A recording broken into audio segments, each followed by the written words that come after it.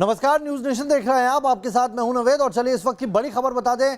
जो battle of Bengal में आ रही है, टीएमसी को एक बार फिर एक बड़ा झटका लगा। आपको बता दें कि दिनेश त्रिवेदी बीजेपी में शामिल हो सकते हैं, ऐसी अब सूत्रों के हवाले से पुख्ता जानकारी निकल के आ रही है। बीजेपी में जल्द शामिल होने का ऐलान कर सकते हैं दिनेश त्रिवेदी। आपको बता दें, दिनेश त्रिवेदी ने कल राज्यसभा से ही इस्तीफा दे दिया था, राज्यसभा पद से। फिर उन्होंने टीएमसी का साथ छोड़ा। दिनेश त्रिवेदी ने राज्यसभा की सदस्यता सदन पर बोलते बोलते ही छोड़ दी थी। उन्होंने साफ लहजे में कहा था कि टीएमसी में दम घुटने लगा है पिछले कुछ दिनों से। तो तृणमूल कांग्रेस के कुनबे से एक एक कर लोग छिटकते जा रहे हैं। ऐसे लोगों में ही पूर्व केंद्रीय मंत्री दिनेश त्रिवेदी सबसे ताजा और नया नाम है।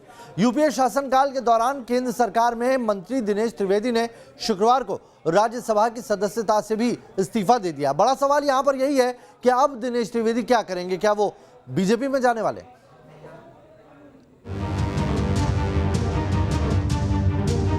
I feel relieved.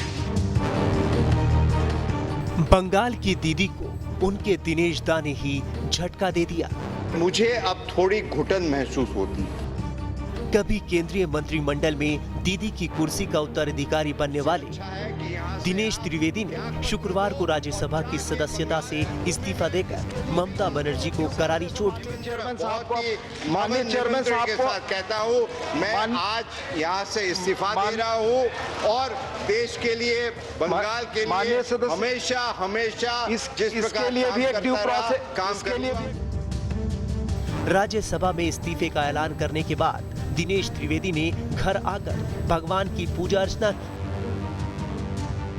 और ये एहसास कराया कि अब उनके सिर से एक बड़ा बोझ उतर गया है। I feel relieved. मुझे आज लग रहा है कि I'm relieved in the sense कि I don't feel guilty. Trivedi TMC की शुरुआती टीम का हिस्सा रहे हैं और उनकी गिनती ममता बनर्जी से करीबियों में होती थी। जब ममता बनर्जी ने पश्चिम बंगाल का मुख्यमंत्री बनने के लिए रेल मंत्री पद से इस्तीफा दिया, तब उन्होंने अपनी कुर्सी दिनेश त्रिवेदी को ही सौंपी थी। हालांकि जिस भरोसे के साथ ममता दीदी ने दिनेश त्रिवेदी को कुर्सी सौंपी, उतने ही तीखे अंदाज में उनसे कुर्सी छीन भी ली। तब दीदी का जोर था और उन्होंने अपने दिनेश दा को पैदल कर दिया था। शुक्रवार को दिनेश त्रिवेदी का दिन था जब उन्होंने टीएमसी को लग रहे एक के बाद एक झटकों के बीच ही खुद भी राज्यसभा की सदस्यता से इस्तीफा दे दिया। मैं आज यहाँ से इस्तीफा दे रहा हूँ। मुझे अब थोड़ी घुटन महसूस होती है कि हम कुछ कर नहीं पा रहे, उधर अत्याचार। तो आज मुझे आत्मा ये कह रही है कि यहाँ बैठे बैठे यदि आप चुपचाप रहो और कुछ नहीं कह सकते हो, उससे अच्छा है कि यहाँ से आप त्याग पत्र दो। माननीय चेयरमैन साहब के साथ कहता हूँ, मैं आज यहाँ से इस्तीफा दे रहा हूँ। 1980 में कांग्रेस के साथ अपना पॉलिटिकल करियर शुरू करने वाले दिनेश त्रिवेदी ने 1990 में जनता दल का दामन थाम लिया और 1990 से 1996 तक राज्यसभा में गुजरात से जनता दल के सांसद भी रहे। लेकिन जब ममता बनर्जी ने तृणमूल कांग्रेस का गठन किया तो वो दीदी के साथ आ गए और टीएमसी के पहले महासचिव बने। टीएमसी ने 2002 में उन्हें राज्यसभा भेजा। 2009 और 2014 में वो बैरकपुर से टीएमसी के सांसद चुने गए। मनमोहन सिंह सरकार में उन्हें पहले स्वास्थ्य एवं परिवार कल्याण मंत्रालय में राज्य मंत्री बनाया गया। लेकिन रेल मंत्री पद छोड़ने के बाद ममता बनर्जी ने अपनी कुर्सी दिनेश त्रिवेदी को सौंपी। 3 अप्रैल 2020 को वो तीसरी बार राज्यसभा के सदस्य चुने गए। दिनेश त्रिवेदी 2016-17 के सर्वश्रेष्ठ सांसद अवार्ड से सम्मानित किए गए थे। दिनेश त्रिवेदी को लेकर कई तरह के कयास लगाए जा रहे हैं। टीएमसी छोड़ने वाले दूसरे कई नेताओं की तरह बीजेपी में भी शामिल होने की बात कही जा रही है, लेकिन दिनेश त्रिवेदी फिलहाल अपने पत्ते खोलने के लिए तैयार नहीं है। पॉलिटिक्स होती क्या? सार्वजनिक जीवन होता है। सार्वजनिक जीवन का मतलब नहीं होता कि आप एमपी हो, मंत्री हो। सार्वजनिक जीवन सार्वजनिक होता है। वो तो रहेंगे हैं, वो तो मैंने पार्लियामेंट में कहा। दिनेश त्रिवेदी आगे क्या करेंगे, कौन सा रास्ता अपनाएंगे, ये अभी नहीं कहा जा सकता। लेकिन इतना तय है कि जिस तरह से एक के बाद एक नेता टीएमसी छोड़ रहे हैं, उससे ममता बनर्जी के सामने अपने सियासी जीवन की सबसे बड़ी चुनौती खड़ी हो गई है। Team news nation. तो सबसे ताजा नाम जिसने टीएमसी का साथ छोड़ा, दामन छोड़ा, वो है दिनेश त्रिवेदी। वैसे पिछले 4 महीने की बात करें तो पिछले 4 महीने में 13 विधायक, एक मौजूदा सांसद, एक पूर्व सांसद और कुल मिलाकर करीब 50 से ज्यादा बड़े नेता ऐसे हैं जो टीएमसी का दामन छोड़कर बीजेपी में शामिल हो चुके हैं। और इसीलिए कयास यही है कि अब दिनेश त्रिवेदी का फ्यूचर प्लान क्या है। क्या वो भी बीजेपी का दामन थामेंगे? इन नेताओं में शुभेंदु अधिकारी, राजीव बनर्जी, दीपक हल्दर और वैशाली डालमिया का नाम पहले ही शामिल है। जो और अब दिनेश त्रिवेदी क्या अगला नाम है, ये सबसे बड़ा सवाल है। हालांकि बता दें आपको, दिनेश त्रिवेदी ने अब तक अपने पत्ते नहीं खोले, लेकिन जो पुख्ता जानकारी निकल के आ रही है ये वही चलन है जो इससे पहले हमने शुभेंदु अधिकारी और वैशाली हल्दर और इन सब में देखा है, जो बीजेपी का दामन थाम चुके हैं। वैसा ही दिनेश त्रिवेदी के साथ भी दिख रहा है।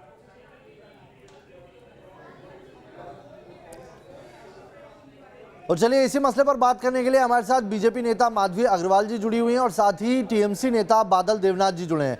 बादल जी, आखिर क्या वजह है कि एक एक कर सारे नेता आपसे छिटकते जा रहे हैं? क्यों नहीं रोक पा रही है टीएमसी अपने नेताओं को बांधकर?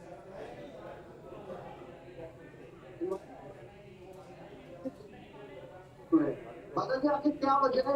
ये नहीं है। बादल जी, आप सुन पा रहे हैं मुझे? आवाज मिल रही है आपको?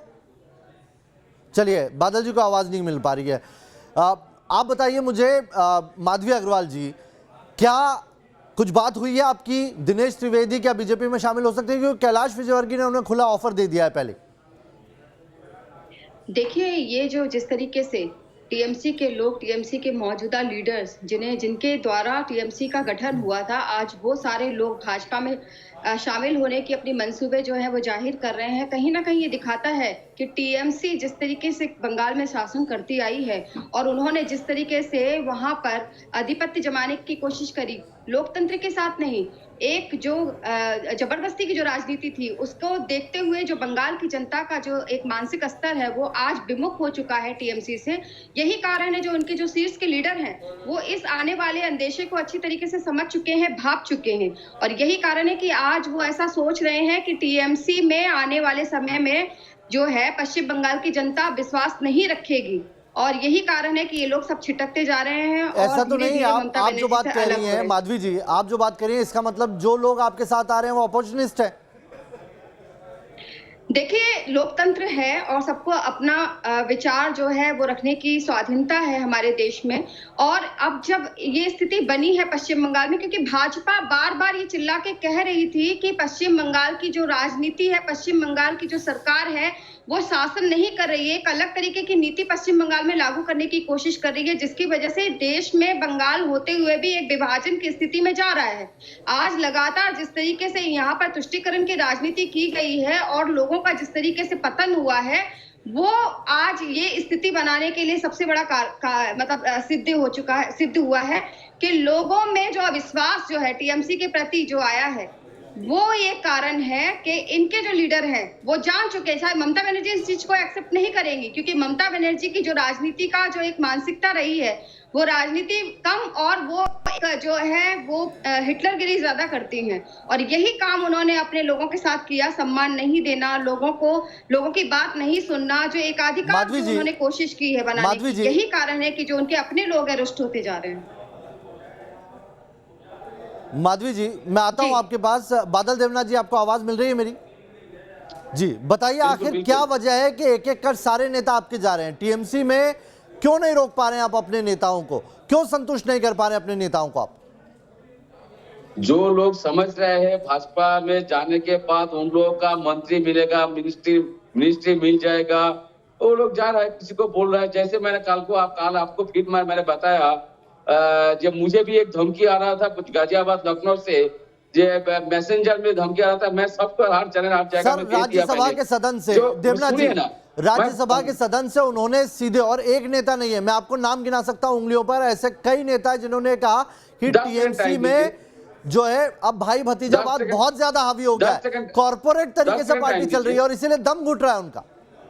10 सेकंड टाइम दीजिए। एक शख्स तो नहीं होगा ना, एक शख्स तो गलत नहीं बोल रहा होगा ना। अगर सारे लोग एक ही बात बोल रहे हैं कि वहां पर भाई भतीजावाद चल रहा है तो अंदर खाने गड़बड़ है। नहीं, भाई भतीजा का कोई बात नहीं है। धमकी दे रहा है, घर में रहो और नहीं तो जेल में रहो। नहीं किसी को बोल रहा है 50 करोड़ दूंगा, 20 करोड़ दूंगा, ऐसा चल रहा है। वो चलने दीजिए। मुझे भी ऐसा बहुत कुछ बोला था, मैंने बोल दिया मुझे पैसे से खरीदना वो बिल्कुल नहीं रहा। मैं ठीक है छोड़ दीजिए। लेकिन जो लोग जो हाँ एफआईआर कराई आपने इसकी? नहीं, एफआईआर नहीं किया मैं। फिर कैसे आपकी बात को हम माने? देखूंगा फिर आपकी बात को कैसे माने हम? लेकिन अब मैं आपको जो मैसेज आया, मैं ये आप पार्टी को डिफेंड करना है, आप प्रवक्ता हैं, आपको पार्टी को डिफेंड करना है, इसके लिए आप एक झूठी फोन कॉल का अगर हमें हवाला देंगे तो कैसे माने? मैं आपको दे रहा हूं, मैं स्क्रीनशॉट करके रखा हूं, मैं मोबाइल में जो मैसेज आया। नहीं देवनाथ जी देखिए, धमकी और पैसे की बात को आप यहीं पे खारिज कीजिए अगर आपने एफआईआर नहीं की है तो। आप ये बताइए कि आपकी पार्टी के सारे नेता क्यों जा रहे हैं? कर दूंगा, कोई चिंता की बात नहीं, कर दूंगा। आप ये बताइए क्यों जा रहे हैं?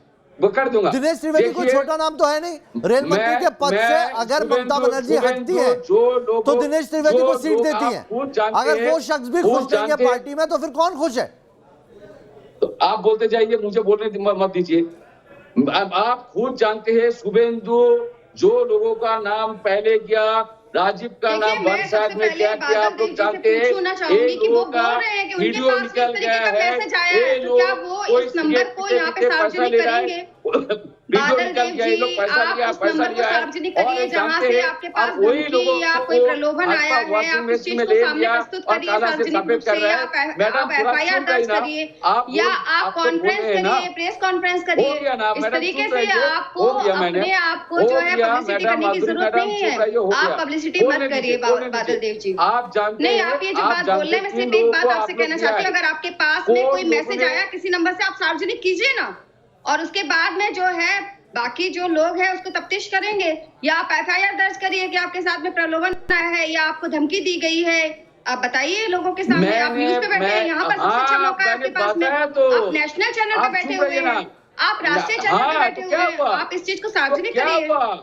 तो क्या बादल जी आरोप लगा रहे, देखिए बहुत आसान है। आप वो आरोप जो आपके ऊपर आप ही के नेता लगा रहे हैं और बीजेपी का दामन थाम रहे हैं, उनका जवाब आप नहीं दे रहे। आप दोनों बने रहिए। जी बादल जी, बादल जी वही लोगों को देखिए पूरा वक्त मिलेगा, छोटा सा ब्रेक लेना है मुझे। तो बैटल ऑफ बंगाल में चर्चा हो रही है टीएमसी का साथ छोड़ने वाले सबसे ताजा चेहरे दिनेश त्रिवेदी पर और उनके द्वारा लगाए गए आरोपों पर। और इसी मसले पर बात करने के लिए हमारे साथ माधवी अग्रवाल जी बीजेपी नेता हैं और बादल देवनाथ जी हैं जो टीएमसी नेता है, दोनों जुड़े हुए हैं। बादल देवनाथ जी देखिए, आप फोन नंबर सार्वजनिक करें ना करें, आप धमकी वाली बात कहें, आप माधवी अग्रवाल जी आप उसे स्टैंड बताएं, लेकिन जो आरोप आपके ऊपर खुद दिनेश त्रिवेदी लगा के गए हैं उनके जवाब तो आप देंगे ना।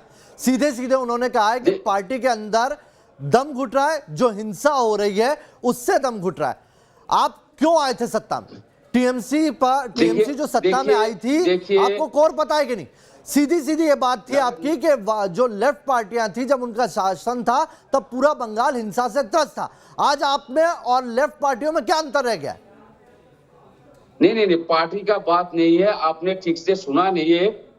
दिनेश त्रिवेदी सुबह जो भी लोग जो घोटाला किया, जिन लोग को लेके गया, दिनेश त्रिवेदी लास्ट में जो कहा पार्टी के अंदर पीके के बात किया है, पीके के बात किया ममता बनर्जी के खिलाफ, अभिषेक बनर्जी के खिलाफ और पार्टी के ऑनरो जो प्रेसिडेंट जनरल सेक्रेटरी जो है उन लोगों के खिलाफ एक शब्द नहीं कहा।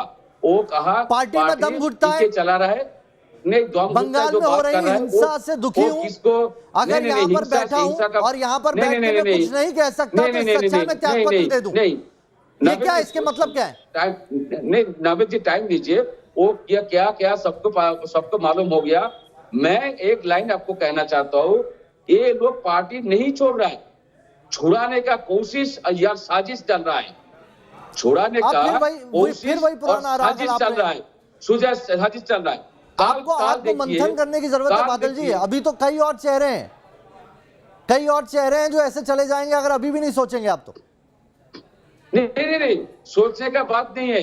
जो शुद्धिकरण चल रहा है पार्टी के अंदर, जो लोग काम नहीं करते, जो लोग घोटाला किया है, जो लोग दूसरे मतलब का आप ये बीवी को कह रहे हैं लेके कि घूम आपकी रहा है, पार्टी में उन ये जो लोगों को तमाम जाने बड़े बड़े दीजिए। नेताओं पे, आपके उन लोगों को जाने मंत्री, दीजिए। आपके सांसद, जो जाने विधायक जो दीजिए। चले गए हैं, राजीव वो जी, सब मैंने नाकारा थे, आपको कल गंदे भी लोग कहा, थे, शुद्धिकरण हो रहा है उनके जाने से।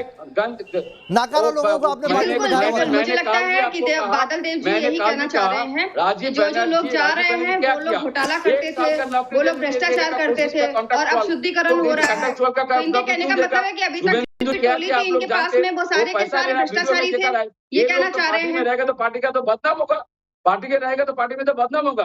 शुभेंदु तो खुद पैसा ले रहा है, वीडियो पे दिख रहा है, शोभन दूसरे का बीवी को लेके घूम रहा है, और वो सिगरेट। तो आप लोगों ने पहले कार्रवाई क्यों नहीं की बादल देव जी? आप लोगों ने पहले कार्रवाई क्यों नहीं की? अगर ऐसा था तो आप लोगों ने कार्रवाई क्यों नहीं की? दिनेश त्रिवेदी का आप लोगों को कार्रवाई करनी चाहिए थी। शुद्धिकरण के लिए आप लोगों ने बीजेपी का इंतजार किया था क्या?